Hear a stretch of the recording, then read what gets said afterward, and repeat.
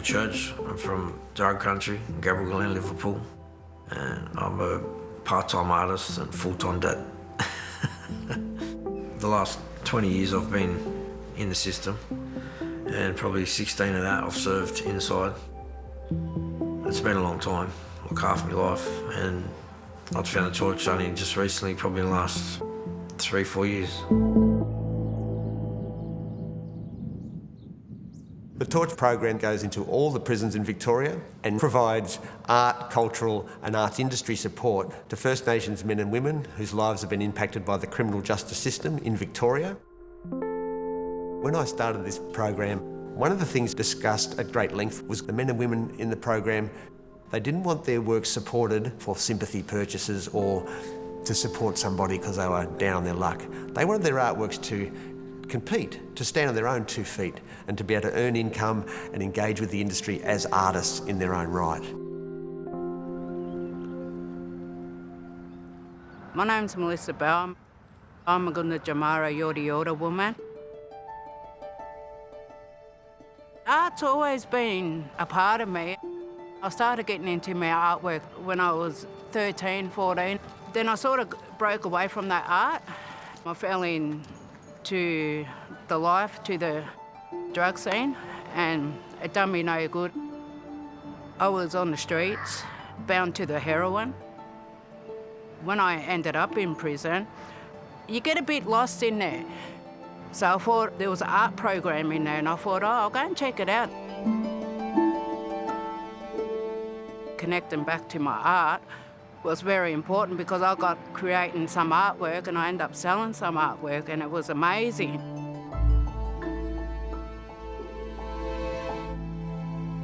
So I've been out of prison for about 4 years. I changed my whole life around, and torture's been a big part of it. And I think the important aspect of why this program's so successful is it has been developed by the community for the community, and voices have been listened to build the program. Over the 12 years, there's been so many inspiring stories of change, and Daniel's story is a very powerful story of transformation. And this turned into one of the most extraordinary arcs that I've ever seen for a person in the Torch program. I was doing carvings during the day, and then at night, locked in the cell or locked down because of COVID, which was most of the time, I'll be painting. Assist an escape. If you get you in jail as well. Daniel was in a place of great despair.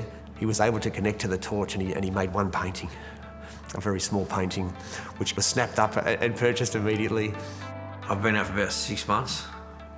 I've got about 5 months left of parole, so I've got 3 exhibitions within the matter of being out of jail for 6 months, so I've been pretty busy. The incarceration of First Nations Australians in this country is one of the greatest shames and stains on this country that we have. We make up around 3.8% of the general population, yet represent 30% of the adult prison population.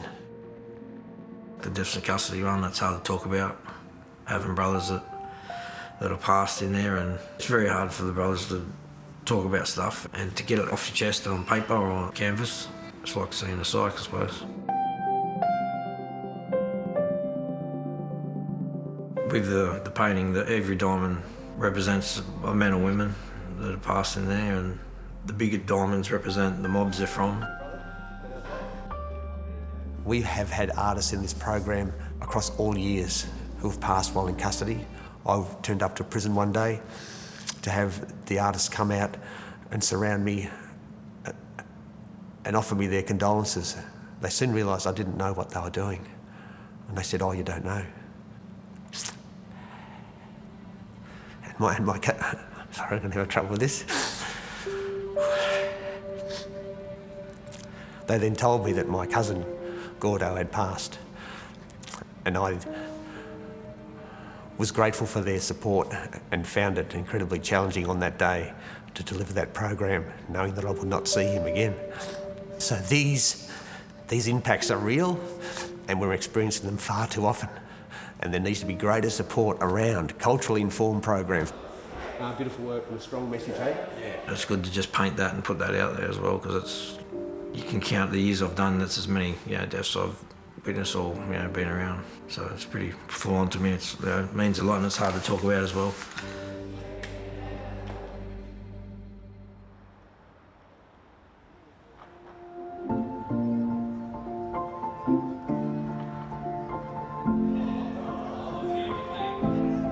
We're just putting everything up today, getting ready for the Confined 14. Opening night is Thursday, which is fantastic. Makes me feel so proud as Yorta Yorta Guna Jamara woman.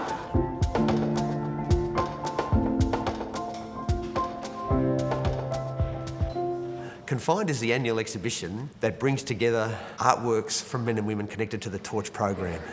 One of the interesting parts of this exhibition is that most of the artists will never physically be able to see the exhibition. It's a buzz being here and setting it up, because I've only seen it behind the bars of footage, so to be here and actually set it up, it's good. I feel a bit overwhelmed, to be quite honest, at this stage. Each artwork represents a First Nations person who's currently incarcerated or has been through the process of incarceration and is working their way back to community. And so I see in this instance well over 400 individual people telling their story and sharing their journey on these walls. So it's very emotional, it's very powerful.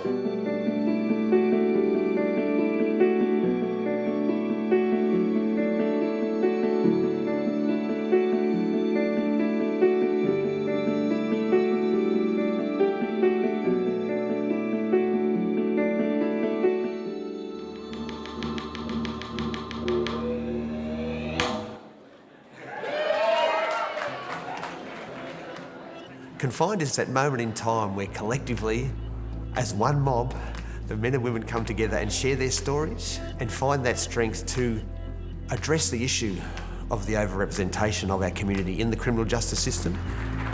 Welcome to everybody here. We're at the threshold now of a new era for the Torch. This program's grown. We have at any one time 600 men and women in prisons and in community connected to this program. 100% of the profits goes to the artist. With the Torch, if you've got that foundation set aside, you get out of jail, you've got bond for a house. You've got money to get you new clothes and go buy your daughters and sons last Christmas presents you missed because you feel bad. It just gives you more purpose and a bit of confidence and moving on. This year with the Confined 14, I got to create a nice sized work, yarning circles, which is very important to me because that painting represents all the hard yards I've done. So there was a lot of yarning, a lot of talking, a lot of healing to get where I am today. These $250 cash prizes are awarded to 3 in-community artists who have excelled in their artistic practice. And the award goes to Daniel Church.